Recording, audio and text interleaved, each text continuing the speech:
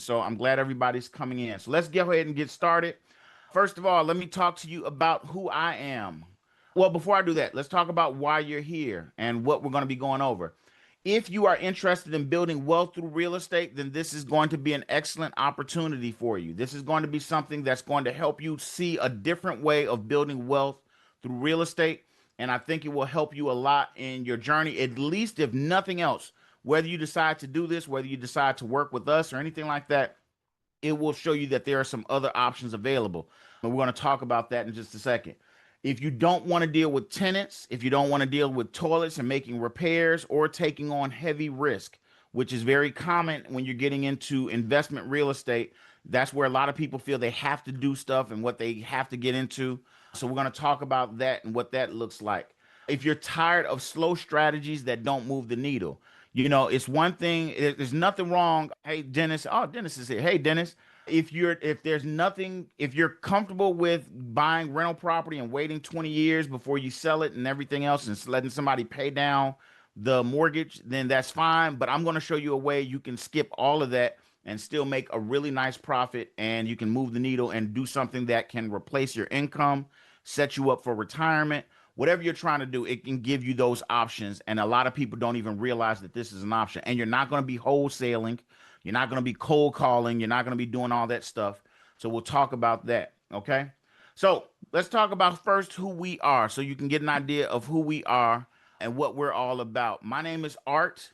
This is my wife, Aisha. We have been real estate investors for about 25 plus years, a little bit over 25 years. And we've done every kind of real estate. We started with very little money. We made all the mistakes. I have dealt with tenant evictions. I've dealt with people suing me. I have dealt with wholesaling. I've done fix and flip. I've done all kinds of crazy stuff. Hey, Ciola, good to meet you. Glad you made it. I've done all kinds of stuff. Me and Aisha have done all kinds of different transactions, and we're still here. We're still breathing. So we've done gone through it all, and we found a process that makes sense for us. We created what's called QuickTurn. It's from a process called wholetailing. I'm just curious. Let me know in the chat. Have any of you all ever heard of wholetailing? Wholetailing is not wholesaling, but it's wholetailing. It's like the little baby cousin of retail investing or wholesaling, but it's very profitable, and a lot of people don't know about it. It created freedom without being landlords. We did not want to be landlords anymore. We started off when we were in our early 20s. We bought 36 rental properties in 3 years. And we were buying all these rental properties, and we were just determined we were going to take over the world. Christopher says, yes, you've heard of wholesaling. That's excellent. We got out of rental property after a few years. We decided we didn't want to do it. We tried rent to own. That worked fine until it didn't work because people didn't want to do rent to own. They would want to get into the house. They would not do what it takes to buy it. We tried fix and flip. We did that for a while. We made a little bit of money, but it wasn't what we wanted it to be. It wasn't consistent enough. Then we tried wholesaling. We did that, and wholesaling made just enough to pay for the wholesaling. That's about what it did for us. It was not consistent. It wasn't big checks. We found out about wholetailing. Wholetailing, for those of you that don't know, wholetailing is the process of buying the house. So you actually buy it and then turning around and selling it without fixing it up.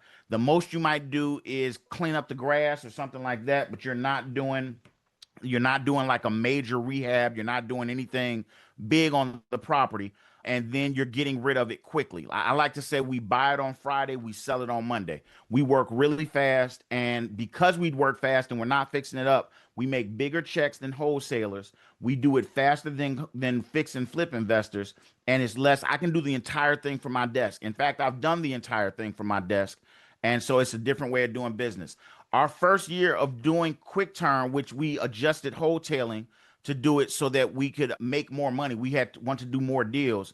We made $870,000 in profit. And I kid you not, we made 870,000. That's not what the houses were worth. That's what we actually made in profit.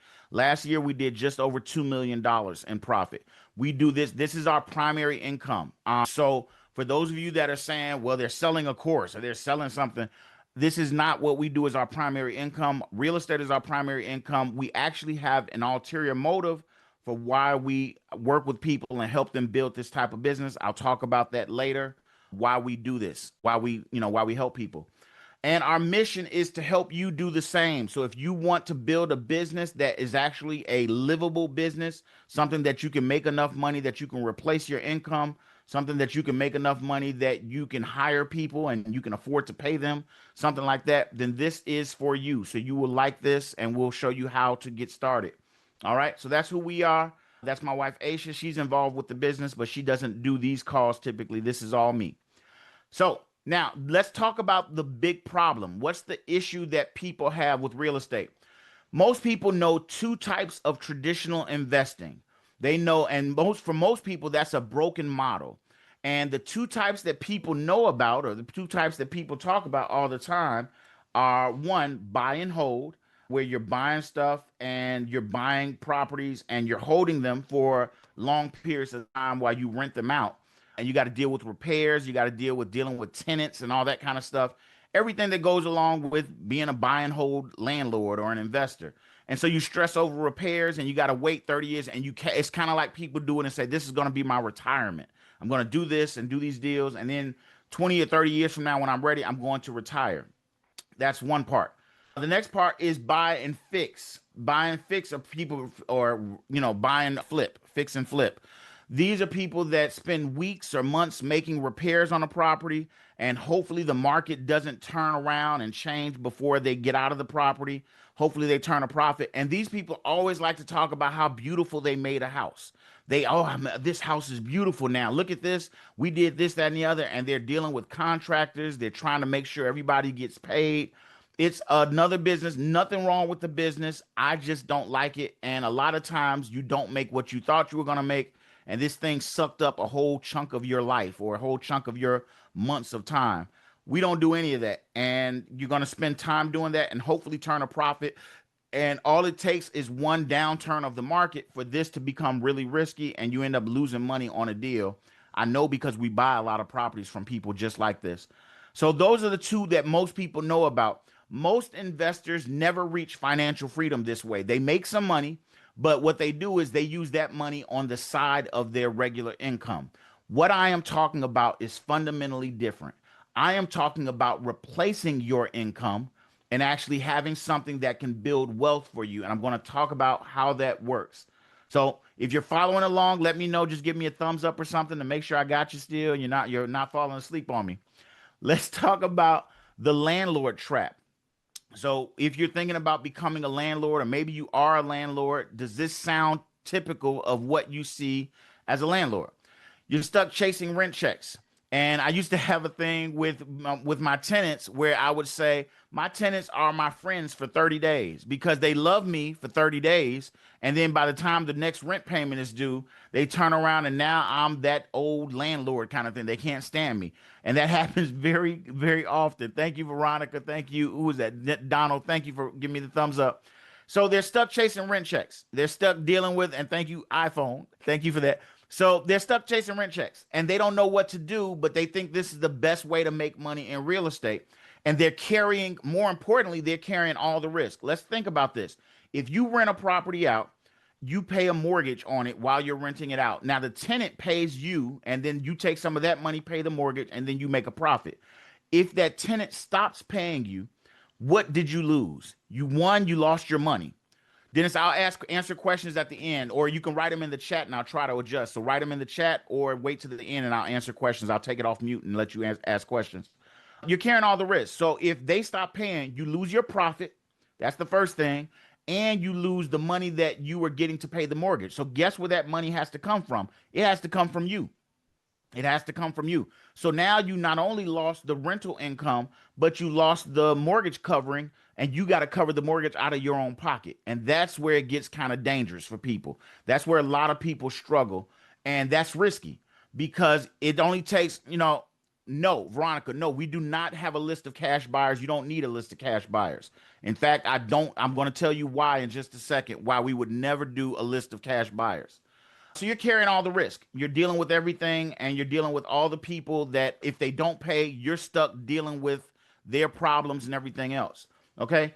Even if everything goes right, what are you making as a rental? You make a couple of $100 a month. Let's say you make $1,000 a month. You make $1,000 a month in rental income. How long does it take for one bad tenant to wipe out a year's worth of income? It's simple because you're losing the profit and you're losing the mortgage payment. So that's just the trap. And it's not the best way to make money unless you do it on a really large scale and you've got it so spread out that you've got millions of dollars of property and you don't have to worry about if somebody doesn't pay. It just becomes a part of a small percentage of your overall thing. That is what I want you to avoid. And don't spend years figuring this out on your own. I'm telling you this now. This is the normal thing. You don't have time or freedom, and you really don't have control. Now you can say, well, yeah, I have a manager that can manage my stuff. You spend your time managing the manager. If you've ever had a property manager, if they are inclined, they charge you a la carte 99% of the time. A la carte means that every time something goes wrong, they're going to charge you in addition to what they normally charge you. Does that make sense? So that's a risk on top of it that you got to pay them even if the place goes empty. You don't have to deal with the tenant, and you don't know how well they're dealing with your tenant. So it's just a riskier option, okay? Let's talk about being a deal maker and what that means and how it relates to being quick term. What we do is we think differently. We see opportunities in individual properties, not obstacles. So we are looking for a quick get in and get out on the property. And I'm going to show you what that means in just a second. We focus on deals, how many deals we're able to do, not doors. The goal is not to own a bunch of property. Let me ask everybody here, and you can respond in the chat. What would you rather have? Would you rather have a bunch of deals and a bunch of doors and you own a bunch of properties and you got doors? Or would you rather have a bunch of checks and you can cash those checks and spend the money as you deem fit? A lot of people get confused about what they want. Do you want doors or do you want checks? Because at the end of the day, I want checks. Thank you. People are, yes, I want checks. I do not want doors. Nothing wrong with doors, and it's a long-term thing. I'm going to talk to you about how to deal with doors later, but that is the goal. The goal is to get the checks. Once I get the checks and once I have the money, then I can decide how I want to reinvest some of the money into bigger and better things. But I don't want to go out buying a bunch of houses. I don't believe single family real estate is an investment grade opportunity. I don't think you should invest in single family real estate for long term. Okay. The benefit of doing deals is you make more per deal and do more deals. If you're focused on the deals, you can focus on making the most profitable deals work and doing more of those deals. Okay. How many of you all would like to see yourself doing $300,000 a year in real estate? 300,000. If you make 300,000 or more a year, you're making more than most W2 earners earn. You're like in the top 10% of W2 earners. And the truth of the matter is, while a W2 earner works the entire year to make that 300,000 with what we do looks like doing, let's say, 5 to 10 deals in a year. It's not a ridiculous amount. It's 5 to 10 deals a year. So it's not impossible. It's not something, depending on your market, it's not something that you can't do. 5 to 10 deals a year puts you at 300,000 plus. I want you to look at that differently and think about, what do you actually want out of this? You can move faster, you can earn quicker, and you can scale. You can afford to pay people to do some of the work that you don't want to do. In fact, your job in what we do should only really be one thing, and that is making offers. Everything else you can do initially. Once you start making some money, your job should only be to make offers, to talk to people and say, this is what I'm willing to offer. You will make more money that way. That you'll make more money than picking up a hammer. You'll make more money than running to Home Depot. Veronica asked, do you use hard money to purchase? No, we use 3 funding sources. One is a commercial line of credit. 2 is a lender that we use that does 100% financing. They require no down payment. And then 3, when it makes sense, we do owner financing. And we have a really smooth way that we do owner financing, where we typically get it at 0% interest with no payments for the life of the loan. Now, I will say owner financing doesn't work every time. It depends on the property, but between the commercial line of credit, between the lender that does 100% financing and the owner financing, I can finance every deal with no problem and with confidence. And you don't have to have huge income. You have to have reasonable credit. And that's about the biggest requirement. If you have that and you have the right strategy of what you're going to be buying and selling, then the lenders will line up for you. These lenders will line up for you and they will give you the world. You'll never have to worry about financing again. Okay, let's talk about the three belief bridges. These are the three things that people believe that we need to change if you're going to do this, if you're going to be a deal maker and put these kind of deals together. Number one is the fear of risk and rejection. A lot of people, when they get started in real estate, they feel embarrassed to tell friends and family or anybody else that they're doing real estate because they're like, oh, you're with one of those, get rich quick things or something like that. Here's the thing: people will say real estate is risky. What if I fail? What if people laugh at me? Who cares? Who cares? When you die, there's a saying: if you're born poor, then that's not your fault. But if you die poor, that's your fault. Because at the end of the day, your friends and family will laugh at you until you make money, and then they turn around and say, how can I do it? I got a student right now. I'm going to talk to you about her in just a second. When she started working with us, her husband told her, why are you getting into this real estate stuff? You should be getting in. I'm doing a trucking company. You should get into a trucking company with me. She chose not to do that. Before his trucking company took off, she did a deal and she made $50,000, well, $49,000. And he immediately came back to her and said, okay, show me the stuff you're doing because I want to understand it. They laugh until they see you do it. And then once they see you do it, now they want to get on board. So if you do the right process, it will reduce risk. You're not going to be doing rehabs. You're not going to be dealing with tenants. You're not going to be getting giant loans. And you're not going to deal with any crazy market shifts. You know how people will say, oh, the market's about to crash. We get in and out quickly. When you get in and out quickly, even if the market were crashing right now, it doesn't crash overnight. It doesn't fall apart in an hour. It takes months for the market to go down. We're getting in and out. We're buying quickly and selling quickly, and we get in and out. And then when the market is down, we're still buying, but we're buying at the low part of the market. So we're still making money. Okay? It's not that scary. Don't worry about failing. Don't worry about rejection or risk. It's part of the business. And the sooner you understand that, you just got to get in with the right strategy so that you lower your chances of failure and lower your risk of, the risk by doing the right strategy. Number two is discipline and focus. A lot of investors, especially people that are new, how many of you guys, I'm sure a lot of you all, this isn't the first live training or video conference that you've been on, and they will talk to you about 16 different ways of getting into real estate. You can wholesale, you can fix and flip, you can Airbnb, you can do Section 8 rentals, you can do this, that, and the other. And they'll talk to you about all these different ways of making money in real estate. You don't need to chase every opportunity. In fact, you need to focus on one repeatable process, because here's the secret that nobody talks about. They're all risky. They all have good things and bad things with them. The sooner you focus on one and do that one and consistently do that one strategy, you will make more money. Does that make sense? You don't need to do 16 different strategies. In fact, you put yourself at more risk when you do that. You put yourself at more risk because, one, you're gonna start co-mingling. Well, I'll do this. I started this deal this way, and then I'm gonna do this deal this way, and then I switch, and then you don't realize that that messes something up in the middle. You don't need to be confused, especially when you're just starting out. You don't need all these ways to make money. You need one way, a consistent, repeatable way that gives you what you want. How many of you guys in here are contractors? How many of you raise your hand or in the chat and say, "Hey, I'm a contractor"? That's what I want to see, because the contractors are the ones that want to do rehab and they want to fix up property.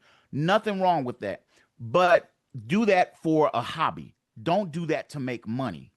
Do that as something you do on the side. Rehab your own houses with the money that you've made buying and selling them. This is a process to make money, to get checks, not to own a bunch of real estate and say you made it beautiful and everything else. Nothing wrong with making it beautiful. Just do it on your own house, if that makes sense.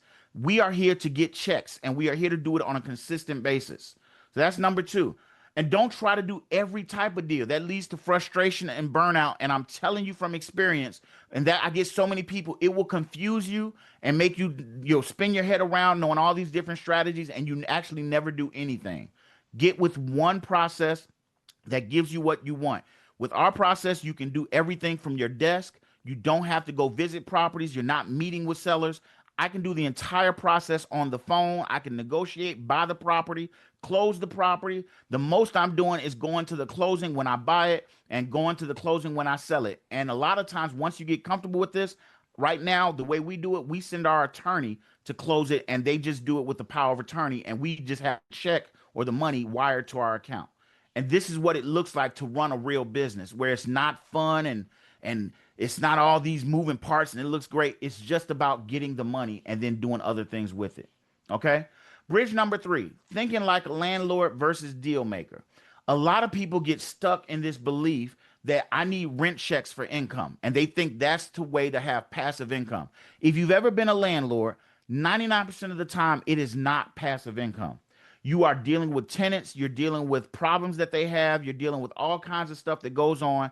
It is not a consistent income unless you have a lot of properties and then you're running around and it's a full-time job.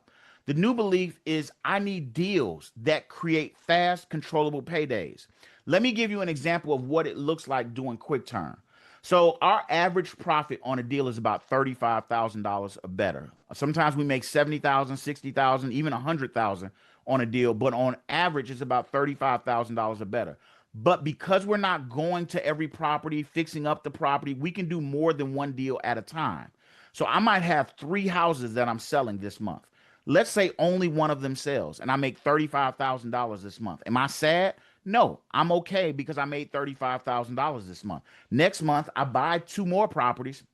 So now I've got 4 properties for sale. Let's say 2 of them sell. So I make, and I'm just going on the average, I make about $70,000 that month. Am I sad that all 4 didn't sell? No, because I made $70,000. The next month I buy 1 more property. Now I've got 3 and 1 sells and I make 35,000. Do you get how this adds up and it becomes consistent large income that you don't have to worry about what's going to happen next month? Let's say the 4th month nothing sells and I buy a property and none of them sold. But then the next month I sell 3 more. Are you going to be hurt? No, you had 100 and something thousand dollars over the last few months that's come in so you can continue to live your life comfortably. It doesn't have to be you have to make enough to live. It can be that you make a large amount and you're able to spread that out over several months, if that makes sense to you guys. Okay? Imagine getting larger, consistent income all in your spare time. You can still keep your job until you are 100% sure this is what you want to do. You can keep your job and keep on rolling. That's what this looks like. Okay? Does that make sense to you guys? Now, let's talk about what our students have done. Because I can tell you all day what we've done and how much money we've made, but I want to talk about some of our students. So I'm going to give you an example. Kyra. Kyra did her first deal, and when she did her first deal, she made $49,000. Okay, that was her. And when I say that's what she made, I mean that's what she made in profit. That's what she put up. That's what she made came out of at closing after all her expenses. She made about $49,000. In fact, I'm trying to get her picture. There it is. There's Kyra. She did $49,000 on her first deal. She originally started off, she wanted to be a landlord. She was focused on being a landlord. Kyra was a hairdresser. She said, I want to get into being a landlord so I can have passive income. She found our information, talked with us. We sat down and put together a plan of what it would look like for her to make more money. Her goal now is to do 300,000 or better this year. And she started off wanting to be a landlord. We asked her, is her goal to make money or own stuff? And she told us that she thought about it for a second and she said, well, I want to own stuff, but I want to make money. We talked to her and convinced her to go with QuickTurn, and she's been very happy since she did. She shifted her mindset and she created real results. This was not something that it was impossible for her to do. This was her at her closing on buying her first property. This was her buying it. And it wasn't just strategy. It was her mindset first because we had to get her out the mindset of I want to be a landlord. I get it. It's what you think is what makes money. And it's not until you get into it that you realize I'm going to be fighting for $1,500 extra a month when I could be making $35, $45, $55, $100,000 a month doing something different. Okay. So let's talk about the mindset for a second. If you all are still with me, give me a thumbs up so I know that you're still with me. Let's talk about the mindset of QuickTurn just for a second. I want you to think bigger. Do more deals with faster turnaround. I know it's kind of scary to think about doing more than one deal at a time. I get it. But I'm telling you this, It is not harder to do one, more harder to do one deal than it is to do one deal. You can do three deals and be working three deals and do them with no problem, the same energy and effort that it takes to do one deal. And how many of you all would like to see a month where you turn 100,000 plus on the side of your job? What would $100,000 a month do for you in your life, aside from giving you some comfort and some safety? What would it do for you in your life? You have to think differently to get a different outcome. And I don't want you thinking about how can I come up with a down payment for a rental property. That's not the answer. Act faster. The faster you get in and out, the more you make. You're not stuck with trying to hope the market goes up in value. You don't know what's going to happen in 20 years. Look at, and I don't like to talk to politics, but the current administration, you don't know what's going to happen with them. You don't know what's going to happen with the next market administration. You don't know. Veronica asks, are these off-market homes or homes that have been on the market for a long time? Veronica, great question. These are definitely off-market homes. I never buy anything that is on market. The deals are in off-market homes. So, and I'm going to explain when we get into the question area. Good question. I'm going to talk to you about that. I'm going to explain that in just a second when we get to the question. So hold on just a second, just because we got to finish this part. So yes, there are off-market homes. The faster you get in and out, the more you make. Okay. Stay consistent. Buy properties that already have value so you don't have to make it. You don't want to pick up a hammer. Nobody wants to go in June when it's sweaty and it's 102 degrees outside and work in a house, putting in new carpeting and fixing it up. You don't have to do that. Just find the houses that already have money in them and get some of that money. Most people don't want to do it. Most people are focused on, I can make it look pretty. That's great, but that's not where you want to make the money from. Reject fear. The more deals you do, the faster and the better you get. Okay. You got to get used to doing more than one deal at a time. I know it's scary. How am I going to finance it? You can finance all of this stuff. And we'll talk about that when we get on the questions. So, what does this mean for you? What does all this mean? You don't have to be rich to start. So, you don't have to start with $1 million to do this. You can start with very little money. You can start very quickly. And it is not about the money, it is actually about finding the right deals. Okay. So, that's the first thing. Two, you don't have to be a landlord to win. You don't have to. Now, I'm going to talk to you, and when we get to the chat in just a second, I'm going to talk to you about our long-term strategy and why we teach this in the first place. And it's part of our long-term strategy. I have a very greedy reason for teaching you guys what I'm about to show you. Three, you must let go of what you thought success looked like. I know you know somebody that has 5 rental properties. You got an uncle or a cousin or somebody that owns 5 rental properties, and they're telling you how, oh my goodness, you can make so much money doing this, and it's great. Here's what they're not telling you. They're not telling you when their tenants don't pay. They're not telling you when their tenants call them at 2 in the morning about fixing a toilet. They're not telling you when they have to deal with a tenant that gets put out and they destroy the property. You don't want to deal with all that. You want to actually get to the check. A lot of people are in this dreamland where they think rental property is like this secret society. It's not all of that. You can make checks and you'll blow them out the water every time. You do need to adapt the mindset of a deal maker, of somebody that is in the process. That is where the money is, in the deals, not in holding the property for a long time. Okay. Next step, for those of you that are interested in this, I am going to give you the next steps. Next thing you should do is join us for an investor readiness call. On that call, we will talk to you about what it means to actually be successful in this business, what it means to actually do this business as an ongoing business. It is not, I want you to think of it like this, and this will put it into perspective. What we do is a math problem.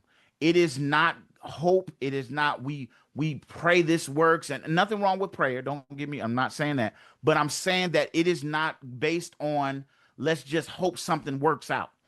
What this is based on is actually doing the work and using data to give us exactly what we want. Okay. Give us exactly what we want, which is how we will actually turn deals and turn a profit. Okay. So I'm going to give you, if I can find it, give me 1 second, and I'm going to give you a link. And in that link, it would allow you to set up a call with me, and you'll talk to me directly. And we'll talk about what you want to do, what your goals look like, and what it looks like to do what we actually do and what we're talking about. And so I'm going to share that link in the chat in just a second as soon as I find it. And you will see if you're ready to use QuickTurn to replace your income, if that's your goal. will think and act like a deal maker and show you what that looks like. Start buying on Friday, selling on Monday. Start getting deals actually coming into your world and putting deals together and seeing how this actually looks. Here it is right here. So we're going to talk about that. And then we're going to talk about learning the only four things you need to be successful. That deals with finding deals, a way to find deals, how to negotiate those deals, how to finance those deals, and most importantly, and where most people fail, is how to exit those deals. Now, you might say, all right, I don't need to know how to exit deals. I know how to. Here's what happens. Everybody that starts talking with me, they say, all right, I just want to get deals. I just want to make deals. If I can get deals, then if I can get started, I'll make deals. Then they get deals and they have all these ideas. All right, I want to start a group home in this house. All right, I want to rent this one out and make $1,500 a month. Don't have all these ideas. Ideas are some of the most dangerous things you can have. Just do it and make the money. Once you make the money, once you've made $100,000, $200,000, then you can talk about doing other stuff. Now, that's how this works. I put in the chat the link to set up a call with me. It's in the chat. It's a direct link. It's going to ask you some questions, and if it makes sense, it's going to give you set up a call. If it doesn't make sense, no worry. We're going to talk about the alternative way you can work with us, and that's fine too. Both of them are great ways. Okay. All right. I hope you have gotten something out of this. I am going to stop sharing my screen, and I am going to open this up for questions, and I am open to your questions. So I'll stick around. If you're thinking about setting up a call with us, set up a call with us. I'll be happy to talk with you. I'll put the link in the chat again. If you've got questions, raise your hand and I'll be happy to call on you and I'll answer some questions and then we can talk. Dennis, you had your hand up a long time ago. Do you have a question? You can unmute yourself if you got a question. Or did I hit on Dennis? Maybe I didn't. I don't know where he just went. Oh, there he is. Dennis, do you have a question for me? If you do, that's fine. If not, no worries. If you've got a question, then either raise your hand or put it in the chat, and I will try to get to those questions, and we'll go through a couple of questions and get you guys set up and see how we can help you. So I don't see Dennis's hand up anymore, but if you got a question, Dennis, raise your hand back up. So Veronica asked a couple of questions. She said, "Are these off-market homes?" Yes. I don't believe you should buy property that's on market. Here's why. Because gatekeepers are realtors. Nothing wrong with realtors, but in the sense of buying property and getting the best profit, you don't want gatekeepers. Plus, their money comes out of your deal. I'd rather give that money to the seller. So I don't think that that's the best way to find deals. We don't look for anything on market. We focus mainly on just using data. Okay, so Val had a question. It says Val Fur. Do you use AI to find deals? No, we do not use AI to find deals. We use actual data, up-to-date data on different areas. So here's my philosophy. We can do everything we need to do in about a 50-mile radius of your house. Now, some of you all, like Veronica, I think she's in LA. When you're in LA or you're in really high markets, I tell people that you probably want to go to a different market. But if you can go into one market and do all of your deals in that market. You don't have to go all over the country. I think that's a really bad risk. We don't need to use AI. We run what's called an algorithm, and that when you choose your market, we're going to work in a 50-mile radius of wherever you go. And here's why this works. We do this by using this algorithm. We're going to identify the areas first where people are buying because that makes it easier for us to sell. And then we're going to identify those same areas. We're going to cross-reference that with people or with houses that are below market that are in that area. And so when we find them that they're below market, so you might have an area where the houses are fixed up, they're $400,000. But we can find a lot of properties that are valued right now at 200,000 or 250. We're going to look for those properties in the areas where people are buying, if that makes sense.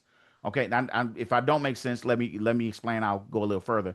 Veronica asked, "What do you use to find the homes?" So, good question. So, we use direct mail to find homes, and we have to pre-screen with our algorithm before we do the mail. People have been using direct mail since the beginning of time.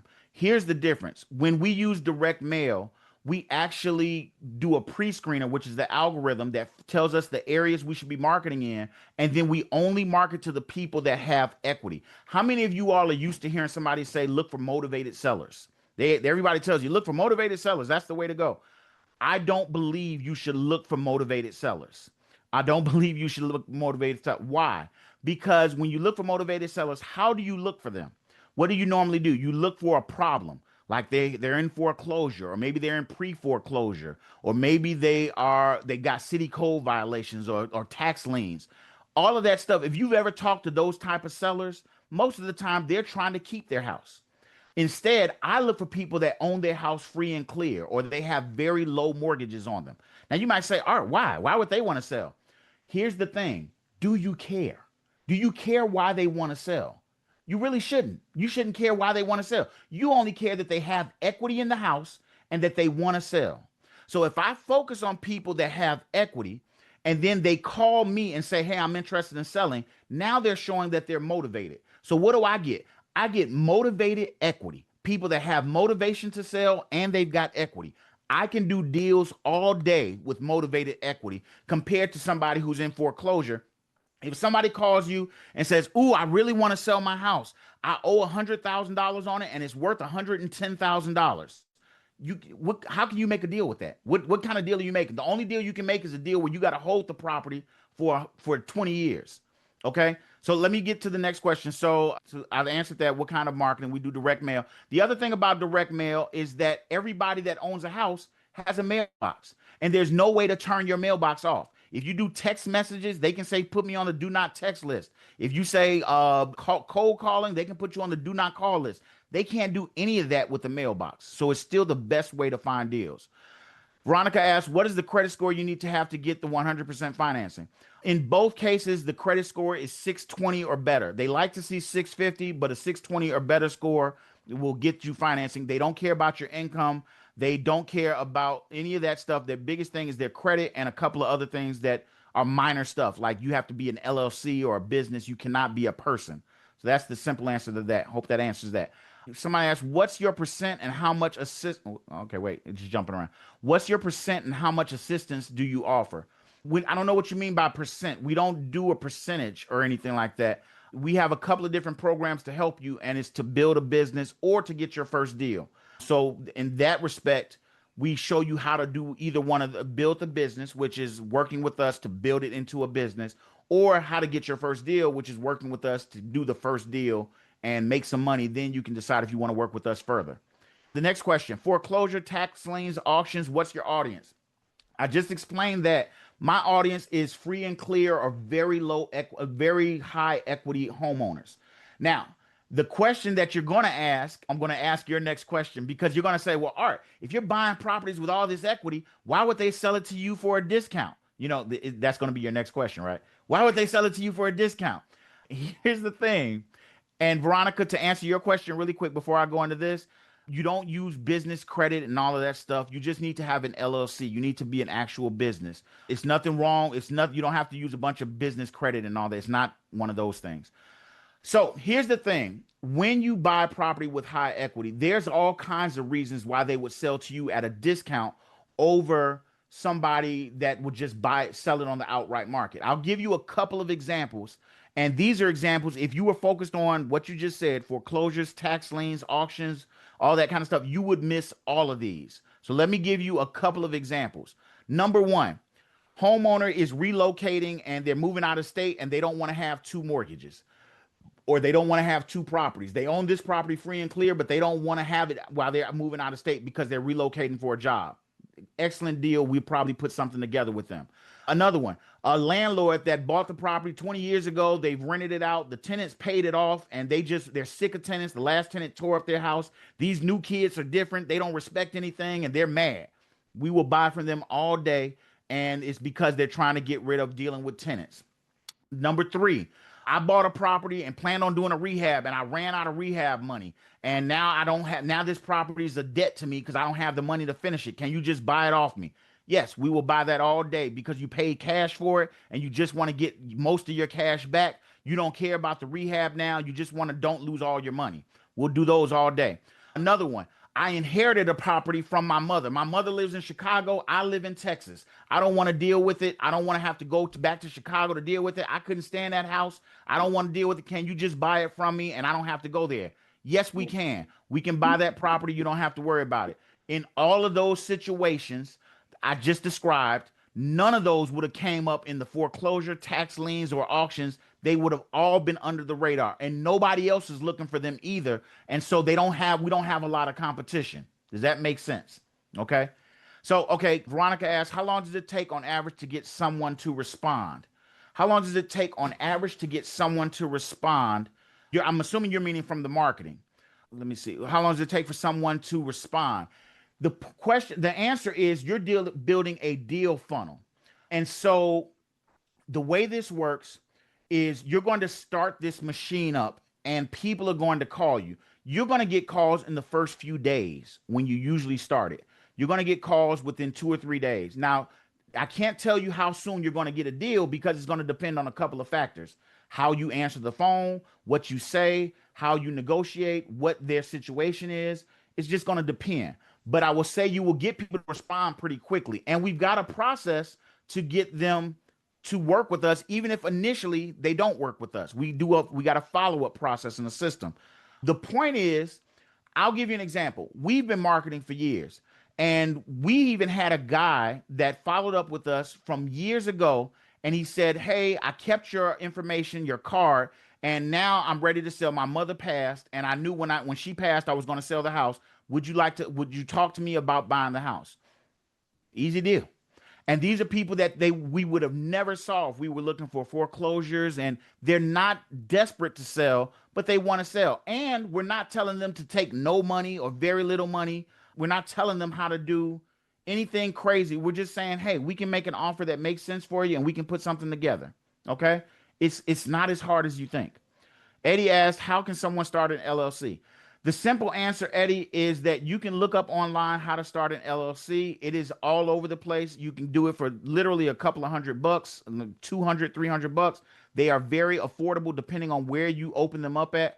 It's not something that we go into with this, but it's easy to start an LLC. It's not hard at all. And once you set it up, you've got a business, and now you can do business outside of your name, and you're in pretty good shape. Okay? All right, guys, does that make sense? Have I bought from banks? No, I do not buy from banks.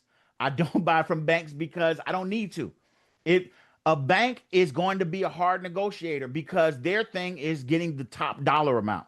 But a seller, I just gave you some examples of sellers, and their thing is not getting the top dollar. Their thing is getting out of their problem. Does that make sense? Why would you want to go the harder route? You want to get them. Do you want more money, or do you want to see more deals that you're not going to buy? That's the simple answer. If you go to a bank and they give you a list of 300 homes that they have, which is not going to usually happen, but let's say they gave you a list of 300 homes they have for sale. Are you going to make offers on all 300 homes or whatever? It's going to be hard. It's going to be long. They're going to negotiate really hard and everything else. Compare that to going to a seller and doing a deal directly with the seller. I just told you, if we do owner finance deal with the seller, we can do that, and we don't even. I'll give you an example. I'll give you an example. We did a deal. We put out marketing. A guy called us and he said, I have a house that I want to sell. We talked to him and everything else, went through our normal spiel that we go through. And at the end of our spiel, we asked one simple question. Do you have any other properties that you want to sell? He said, yes, I have 19 other houses. I didn't think you bought all of them. Do you want to buy all of them? We ended up buying 20 houses from this guy. We bought this group of 20 houses for $870,000. We bought 20 houses for $870,000. Now I want you to understand this. The day we bought them, do you know what those properties appraised for? All 20 of them together. They appraised for 3.1 or 3.2 million, something right in there. So we bought them at 870,000. The day we closed, the day we bought them, they were valued at 3.1 million. Okay? So let me ask you this. Could you make money off of that deal? We literally took 9 of the properties and sold them to the tenants that were in the all 20 of them had tenants. We sold 9 of them to the tenants. One tenant had been in the house for 30 years. He had been in the house renting it for 30 years and never tried to buy it. And the crazy thing is, he still didn't buy the house. We sold the house to somebody else. He didn't want to rent. He didn't want to buy it. He just rented it for 30. He had paid the house off. It was crazy. We bought 20 houses, sold nine of them to the tenants. The other 11 we sold to everybody else. We sold it to everybody else. We made over a million. We made close to $2 million in 4 months. And this was all from doing direct mail marketing. This was all from doing finding areas where people wanted to buy, and we were finding properties that were undervalued. This was a landlord. Now you'll say, well, why would he sell them at a discount? Here's the thing. He owned all 20 houses free and clear. The problem was he had been diagnosed with cancer, and he said his wife did not want him to spend his last few years managing rental properties. So he said he was selling his business, he was selling his rental properties, and they were going to go on a trip around the world. He wanted a fast sale and didn't care if he didn't get all the money. He had bought the properties for less than that, and they had appreciated over the 20 plus years he had them. Do you get how now? If you were looking for if you were looking for deals with foreclosures or tax liens, would you have ever saw that guy? Would you have ever talked to him? He wouldn't have shown up on any of your lists. Do you understand that? He wouldn't have been anywhere. But it was a great deal. And guess how many guess how many competitors or other people that were trying to buy his deals I had to compete with? Zero. We were the only ones that he had talked to. And the only reason he talked to us is because he got some of our mail and said, hey, let me give these guys a call and see if they can do one deal. And we ended up doing all 20. So these are deals, and I'm telling you, this is not, we've done a 7 property deal. I've done a 5 property deal. I've got a student right now negotiating a 5 property deal right now. His first deal out the gate, he's doing 5 properties. In fact, really quickly, I'm going to show you Yolanda. Yolanda is one of our students. She did her deal. She was new. She had been a real estate agent, but she had never done a deal on her own. She had never done an actual deal. And Yolanda did her first deal. She cleared $134,000 on her first deal. She cleared $134,000 on her first deal out the gate. And for those of you who are like, I don't know if I can do this, she did it with no money out of her pocket. Now, remember I said owner financing sometimes works? She did a deal and she did it with no money out of her pocket, made $134,000. It took her about 3 months to do the deal. I'm going to show you the interview. Give me 1 second. I'm going to give you guys the interview with Yolanda. Here it is. I'm going to give you the interview with Yolanda. If you get a chance, copy this link and watch the video. You can check it out. Yolanda's a great student. She's done some amazing deals, and she started off like doing nothing. And this is the deal she did. So check that. That's her story. You can take a look at it. Okay. Now, let me get back to these questions. I'll take a few more before we cut this thing off. I got a few more minutes. The question was, do you go into deals with new members? No, I don't want you to need me. Now, well, no, I take that back. We do go into deals, but here's the way we look at it. I never got to talk about this. So people ask, why do you do this? If you're making so much money, why are you teaching this? Why aren't you just doing it and making money? I have an ulterior motive. I'm very selfish, and I have an ulterior motive for doing this. I'm not doing this for just giggles and sweet kisses. I am doing this because one of my friends, one of my wife's friends, came to us about 2 years ago. We didn't do any coaching or mentorship or anything like that before. One of my wife's friends came to us and said, hey, would you teach me how to do what you do? And I said, absolutely not. Why would I teach anybody to do what we do and create competition for myself?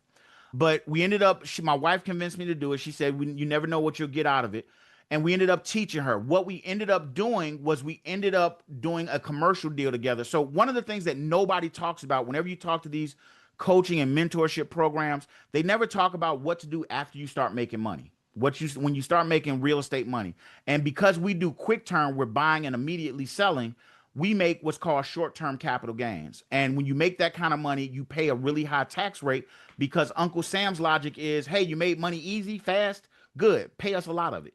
So we had to figure out a way to offset those taxes. So what we do is we invest in large scale commercial.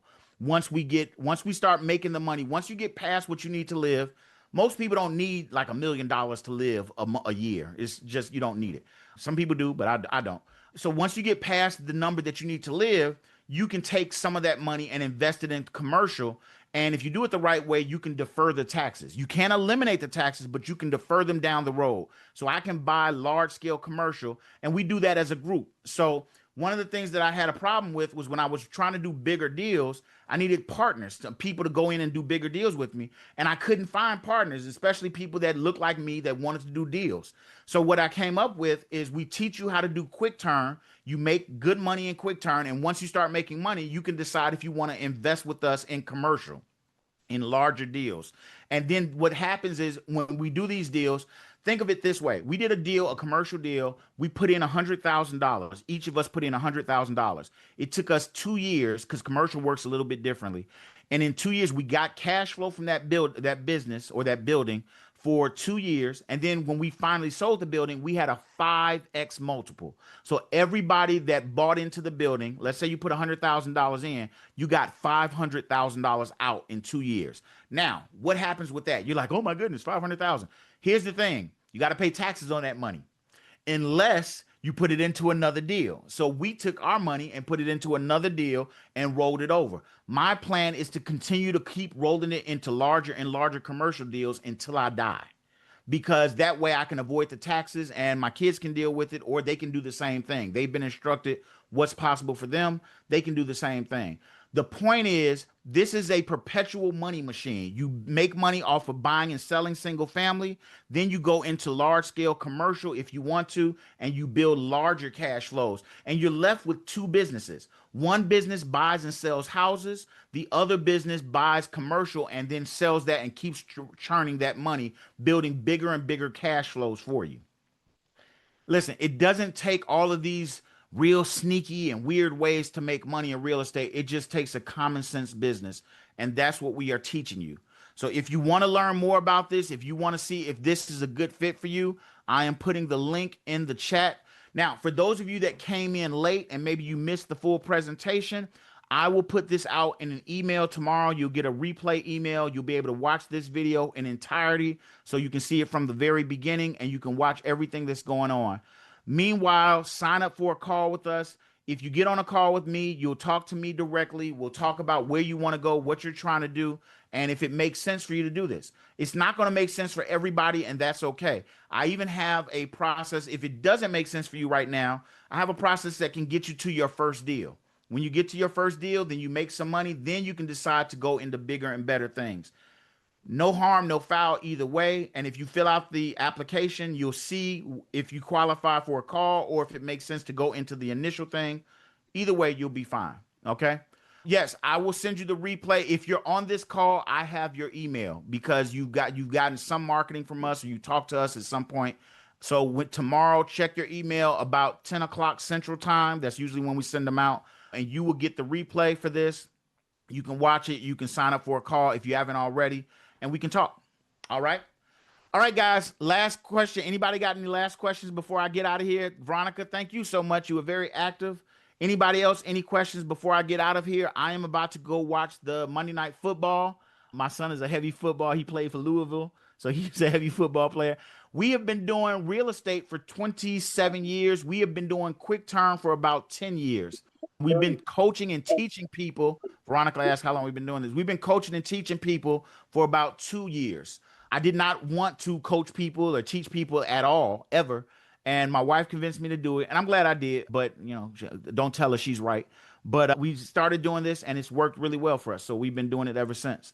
All right. So if you're interested, like I said, set up a call. I'll put the link one more time in the chat. That is the link to apply to set up a call with me and talk to me. Otherwise, I will see you guys later. I hope you got something out of this. I hope it benefited you. We do these calls every Monday. So if you want to get on another call, get on next Monday. You'll get a link and an email and a text message and everything else. And you can talk to us and we'll get you going, see how we can help you make this money. And this can be your best year. You can finish 2025 in really strong position. You just got to get going today. Okay.